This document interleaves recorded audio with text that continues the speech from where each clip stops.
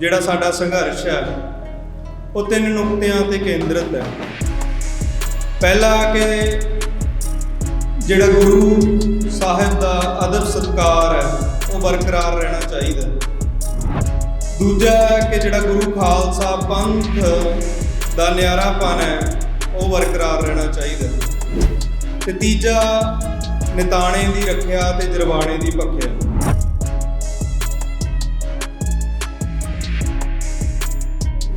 ਉਹ ਤੋਂ ਬਿਨਾਂ ਸਾਡੇ ਉਦਮ ਖੋਖਲੇ ਹੋਣੇ ਆ, ਅਸੀਂ ਖੁਆਰ ਹੋਣੇ ਆ, ਖੱਜਲ ਹੋਣੇ ਆ। ਅਸੀਂ ਯਤਨ ਕਰਾਂਗੇ ਉਹ ਕਿਸੇ ਪਾਸੇ ਨੂੰ ਨਹੀਂ ਜਾਣਗੇ।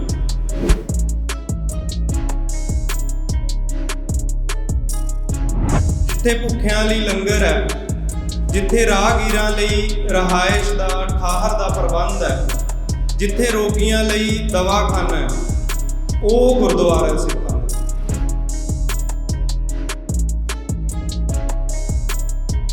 ਕਿ ਇੱਥੋਂ ਕੋਈ ਵੀ ਰਾਹਗੀਰ, ਕੋਈ ਵੀ ਲੋੜਵੰਦ, ਕੋਈ ਵੀ ਲੰਗਰ ਵਾਲੇ ਪਾਸਿਓਂ ਵਾਂਝਾ ਨਾ ਜਾਏ, ਇਹ ਨਾ ਸੁਣ ਕੇ ਜਾਏ ਕਿ ਇੱਥੇ ਲੰਗਰ ਹੈ ਨਹੀਂ।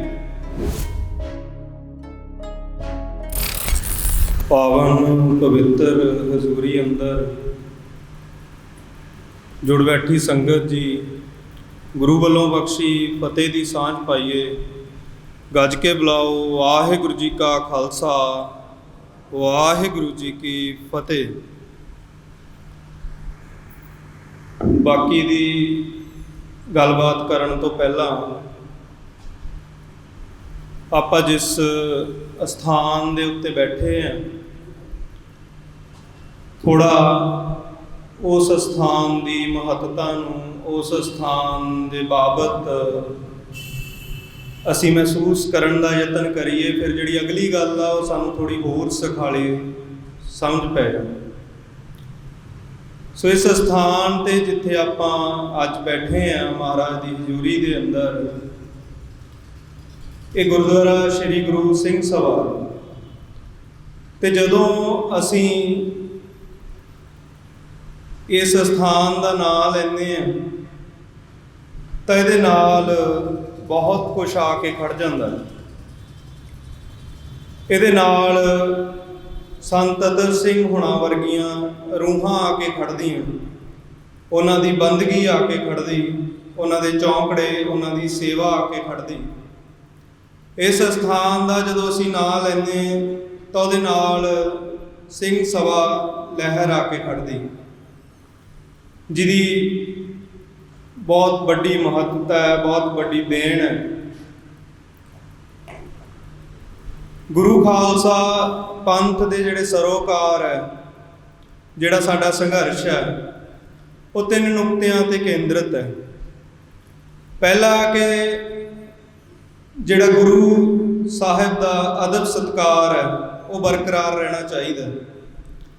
ਦੂਜਾ ਕਿ ਜਿਹੜਾ ਗੁਰੂ ਖਾਲਸਾ ਪੰਥ ਦਾ ਨਿਆਰਾਪਨ ਹੈ ਉਹ ਬਰਕਰਾਰ ਰਹਿਣਾ ਚਾਹੀਦਾ।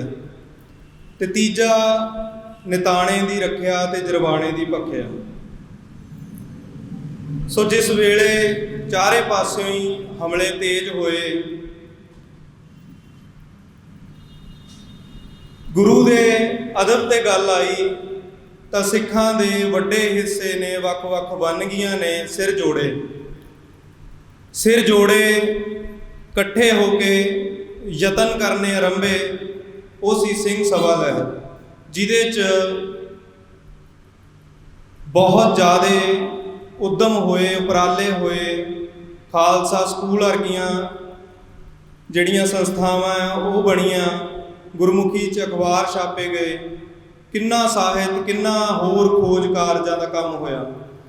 ਤੇ ਭਾਈ ਕਾਹਨ ਸਿੰਘ ਨਾਭਾ ਵਰਗੀਆਂ ਸ਼ਖਸੀਅਤਾਂ ਸਾਨੂੰ ਦਿੱਤੀਆਂ ਉਸ ਲਹਿਰ ਨੇ। ਸੋ ਇਹ ਸਾਰੀ ਗੱਲ ਕਰਨ ਦਾ ਮੇਰਾ ਮਕਸਦ ਇਹ ਹੈ, ਮੇਰੀ ਭਾਵਨਾ ਇਹ ਹੈ, ਜਾਂ ਜਿੰਨੀ ਕੁ ਮੱਤ ਬੁੱਧ ਮੈਨੂੰ ਮਹਾਰਾਜ ਨੇ ਬਖਸ਼ੀ, ਮੈਨੂੰ ਇਹ ਗੱਲ ਇੱਦਾਂ ਸਮਝ ਪੈਂਦੀ ਕਿ ਇਸ ਸਥਾਨ 'ਤੇ ਅਸੀਂ ਜੇਕਰ ਕਿਸੇ ਵੀ ਤਰ੍ਹਾਂ ਦਾ ਕੋਈ ਉਦਮ, ਉਪਰਾਲਾ, ਕੋਈ ਅਮਲ ਕਰਨ ਦਾ ਯਤਨ ਕਰਨਾ ਹੈ, ਉਹ ਭਾਵੇਂ ਕੋਈ ਸੇਵਾ ਕਰਨੀ ਹੈ, ਭਾਵੇਂ ਕਿਸੇ ਤਰ੍ਹਾਂ ਦਾ ਪ੍ਰਬੰਧ ਚਲਾਉਣਾ ਹੈ, ਜਾਂ ਆਪਾਂ ਪ੍ਰਬੰਧ ਚਲਾ ਰਹੇ ਹਾਂ, ਸੇਵਾ ਕਰ ਰਹੇ ਹਾਂ, ਜਾਂ ਕਿਸੇ ਤਰ੍ਹਾਂ ਦੀ ਸਰਗਰਮੀ ਕਰਨੀ ਹੈ ਜਾਂ ਕਰ ਰਹੇ ਹਾਂ, ਜੇਕਰ ਅਸੀਂ ਇਹ ਸਾਰੀ ਗੱਲ ਜਿਹੜੀ ਇਸ ਸਥਾਨ ਦਾ ਨਾਂ ਲੈ ਕੇ ਨਾਲ ਖੜ ਜਾਂਦੀ ਆ ਕੇ ਉਹ ਸਾਨੂੰ ਨਹੀਂ ਮਹਿਸੂਸ ਹੋ ਰਹੀ, ਤਾਂ ਸਾਡੇ ਅਮਲ 'ਚ, ਸਾਡੇ ਕਾਰਜਾਂ 'ਚ ਬਰਕਤ ਨਹੀਂ ਹੋ ਸਕਦੀ। ਉਹ ਬਰਕਤ ਤਦ ਹੀ ਹੋਣੀ ਜਦੋਂ ਅਸੀਂ ਉਹ ਸਭ ਕਾਸੇ ਨੂੰ ਮਹਿਸੂਸ ਕਰਕੇ ਆਪਣੀ ਜ਼ਿੰਮੇਵਾਰੀ ਸਮਝਾਂਗੇ ਕਿ ਅਸੀਂ ਕਿਸ ਸਥਾਨ 'ਤੇ ਸੇਵਾ ਕਰ ਰਹੇ, ਕਿੱਥੇ ਉੱਦਮ ਕਰ ਰਹੇ। ਉਹ ਤੋਂ ਬਿਨਾਂ ਸਾਡੇ ਉੱਦਮ ਖੋਖਲੇ ਹੋਣੇ ਆ, ਅਸੀਂ ਖੁਆਰ ਹੋਣੇ ਆ, ਖੱਜਲ ਹੋਣੇ ਆ। ਅਸੀਂ ਯਤਨ ਕਰਾਂਗੇ ਉਹ ਕਿਸੇ ਪਾਸੇ ਨੂੰ ਨਹੀਂ ਜਾਣੇ। ਸੋ ਉਸ ਤੋਂ ਅਗਲੀ ਗੱਲ, ਭਾਈ ਕਾਹਨ ਸਿੰਘ ਨਾਭਾ ਦਾ ਜ਼ਿਕਰ ਹੋਇਆ ਕਿ ਲਹਿਰ ਨੇ ਸਾਨੂੰ ਇੱਦਾਂ ਦੀਆਂ ਸ਼ਖਸੀਅਤਾਂ ਦਿੱਤੀਆਂ। ਅੱਜ ਜਿਹੜੀ ਕਿਤਾਬ ਘਰ ਦੀ ਗੱਲ ਹੋ ਰਹੀ ਉਹ ਵੀ ਭਾਈ ਕਾਹਨ ਸਿੰਘ ਨਾਭਾ ਹੋਣਾ ਦੇ ਨਾਂ 'ਤੇ। ਉਹਨਾਂ ਨੇ ਆਪਣੀ ਰਚਨਾ ਮਹਾਨ ਕੋਸ਼ ਦੇ ਅੰਦਰ ਗੁਰਦੁਆਰਾ ਸਾਹਿਬ ਬਾਬਤ ਲਿਖਿਆ ਕਿ ਗੁਰਦੁਆਰਾ ਕੀ ਹੈ। 7 ਗੱਲਾਂ ਉਹ ਗੁਰਦੁਆਰਾ ਬਾਬਤ ਲਿਖਦੇ ਕਿ ਪਹਿਲੀ, ਜਿੱਥੇ ਗੁਰੂ ਸਾਹਿਬ ਦਾ ਪ੍ਰਕਾਸ਼ ਹੈ, ਜਿੱਥੇ ਵਿਦਿਆਰਥੀਆਂ ਲਈ ਵਿਦਿਆਲਿਆ ਹੈ,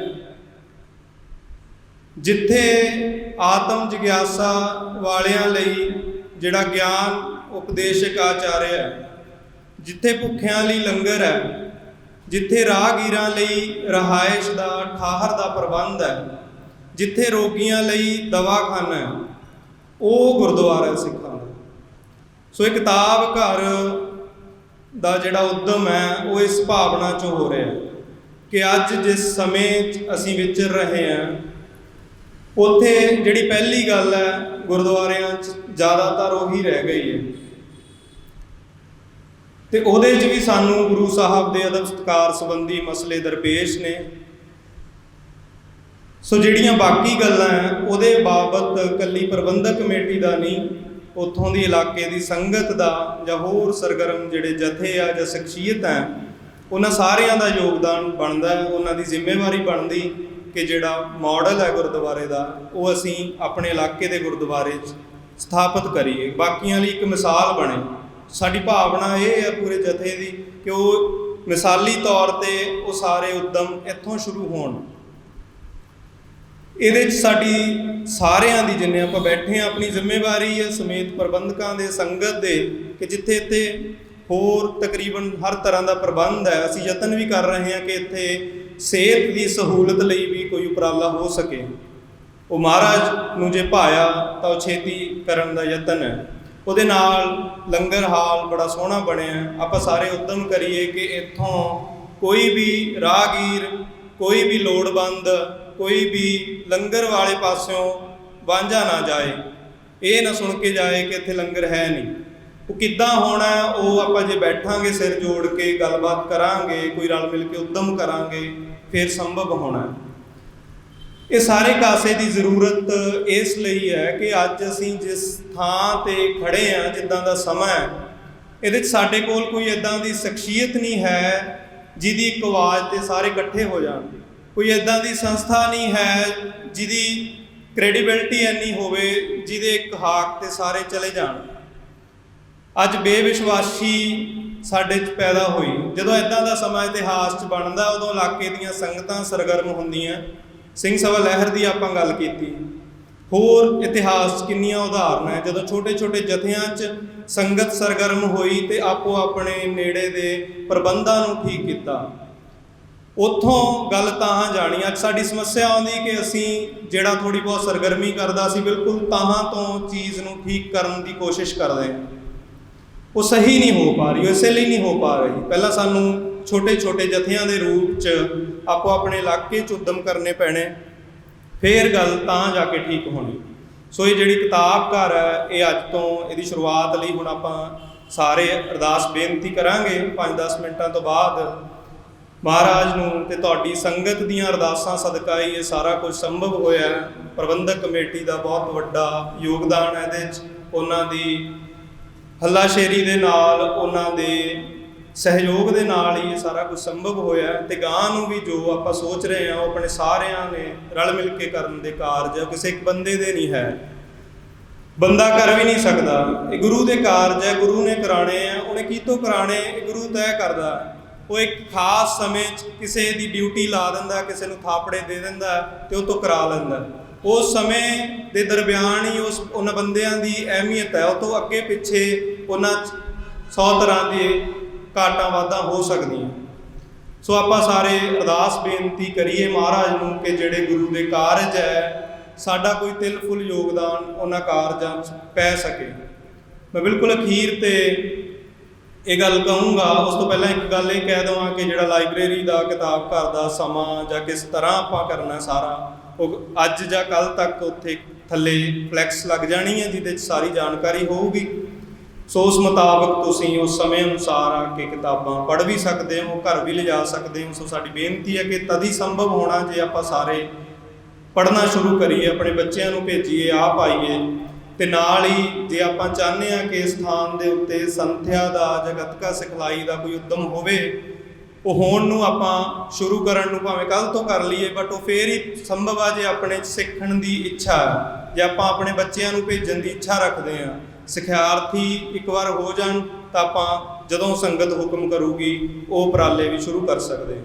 ਬਿਲਕੁਲ ਅਖੀਰ ਤੇ ਮੈਂ ਇੱਕੋ ਗੱਲ ਕਹਿ ਕੇ ਸਮਾਪਤੀ ਕਰਨੀ ਕਿ ਪਿਛਲੇ ਕੁਝ ਦਿਨਾਂ ਦੀ ਸੋਸ਼ਲ ਮੀਡੀਆ ਰਾਹੀਂ ਸਾਰਿਆਂ ਕੋਲ, ਸ਼ਾਇਦ ਜਿਹੜੇ ਦੇਖਦੇ ਆ ਉਹਨਾਂ ਕੋਲ ਪਹੁੰਚੀ ਹੋਣੀ, ਮੇਰੇ ਕੋਲ ਵੀ ਆਈ। ਉਹ 'ਚ ਦੁਬਈ ਦੇ ਇੱਕ ਸ਼ੇਖ ਦਾ ਜ਼ਿਕਰ ਹੈ ਕਿ ਉਹਨੂੰ ਕਿਸੇ ਨੇ ਉਹਨਾਂ ਦੇ ਭਵਿੱਖ ਬਾਰੇ ਪੁੱਛਿਆ ਤੇ ਉਹ ਜਵਾਬ 'ਚ ਆਖਦਾ ਕਿ ਜਿਹੜੇ ਮੇਰੇ ਦਾਦਾ ਸੀ ਉਹ ਊਠ ਦੀ ਸਵਾਰੀ ਕਰਦੇ ਸੀ। ਕਹਿੰਦਾ ਮੇਰਾ ਪਿਓ ਵੀ ਊਠ ਦੀ ਸਵਾਰੀ ਕਰਦਾ ਰਿਹਾ, ਮੈਂ ਕਾਰ ਦੀ ਸਵਾਰੀ ਕਰਦਾ ਹਾਂ, ਮੇਰਾ ਪੁੱਤਰ ਮੇਰੇ ਤੋਂ ਮਹਿੰਗੀ ਕਾਰ ਦੀ ਸਵਾਰੀ ਕਰਦਾ, ਮੇਰਾ ਪੋਤਾ ਉਸ ਤੋਂ ਵੀ ਮਹਿੰਗੀ ਕਾਰ ਦੀ ਸਵਾਰੀ ਕਰਨ ਜਾ ਰਿਹਾ ਹੈ, ਪਰ ਕਹਿੰਦਾ ਜਿਹੜਾ ਮੇਰਾ ਪੜਪੋਤਾ ਹੈ ਉਹ ਫਿਰ ਊਠ ਦੀ ਸਵਾਰੀ ਕਰੂਗਾ। ਉਹ ਸਵਾਲ ਪੁੱਛਣ ਵਾਲੇ ਨੇ ਪੁੱਛਿਆ ਵੀ ਇਹ ਕਿਉਂ, ਇਹਦਾ ਕੀ ਕਾਰਨ? ਉਹ ਕਹਿੰਦਾ ਵੀ ਜਿਹੜਾ ਔਖਾ ਸਮਾਂ ਹੁੰਦਾ ਹੈ ਉਹ ਤਾਕਤਵਰ ਇਨਸਾਨ ਪੈਦਾ ਕਰਦਾ ਹੈ, ਤੇ ਤਾਕਤਵਰ ਇਨਸਾਨ ਜਿਹੜੇ ਉੱਦਮੀ ਇਨਸਾਨ ਹੁੰਦੇ ਆ ਉਹ ਫਿਰ ਸੁਖਾਲਾ ਸਮਾਂ ਪੈਦਾ ਕਰਦੇ, ਤੇ ਸੁਖਾਲਾ ਸਮਾਂ ਕਮਜ਼ੋਰ ਮਨੁੱਖ ਪੈਦਾ ਕਰਦਾ ਹੈ, ਤੇ ਕਮਜ਼ੋਰ ਮਨੁੱਖ ਫਿਰ ਔਖਾ ਸਮਾਂ ਪੈਦਾ ਕਰਦੇ। ਸੋ ਸਾਡੇ ਪੁਰਖਿਆਂ ਨੇ ਮੁਸ਼ਕਲਾਂ ਦੇਖੀਆਂ, ਔਖੇ ਸਮੇਂ ਦੇਖੇ, ਉਹਨਾਂ ਨੇ ਉੱਦਮ ਕੀਤਾ, ਜੂਝੇ, ਮਿਹਨਤ ਕੀਤੀ, ਸਾਡੇ ਲਈ ਸੌਖਾ ਸਮਾਂ ਪੈਦਾ ਕੀਤਾ। ਤਾਂ ਉਸ ਸੌਖ 'ਚ ਅਸੀਂ ਇੰਨਾ ਚਲੇ ਗਏ ਕਿ ਅਸੀਂ ਆਪਦੇ ਪ੍ਰਬੰਧਾਂ 'ਚ, ਆਪਦੇ ਨਿੱਜੀ ਅਮਲਾਂ 'ਚ, ਆਪਦੇ ਪੰਥਕ ਕਾਰਜਾਂ 'ਚ ਹਰ ਪਾਸਿਓਂ ਉਸ ਸੌਖ 'ਚ ਆ ਕੇ ਮੁਸ਼ਕਲ ਸਮਾਂ ਖੜਾ ਕਰਤਾ। ਤੇ ਹੁਣ ਜੇ ਮੁਸ਼ਕਲ ਸਮਾਂ ਆਇਆ ਤੇ ਇਹਦੇ 'ਚ ਕੋਈ ਨੈਗੇਟਿਵ ਹੋਣ ਦਾ ਨਹੀਂ ਮਸਲਾ, ਇਹ ਚੱਕਰ ਇੱਦਾਂ ਹੀ ਚੱਲਣਾ ਹੈ। ਜੇ ਮੁਸ਼ਕਲ ਸਮਾਂ ਆਇਆ ਤਾਂ ਸੁਭਾਵਿਕ ਹੈ ਕਿ ਜੋ ਤਾਕਤਵਰ ਬੰਦੇ ਪੈਦਾ ਹੋਣੇ।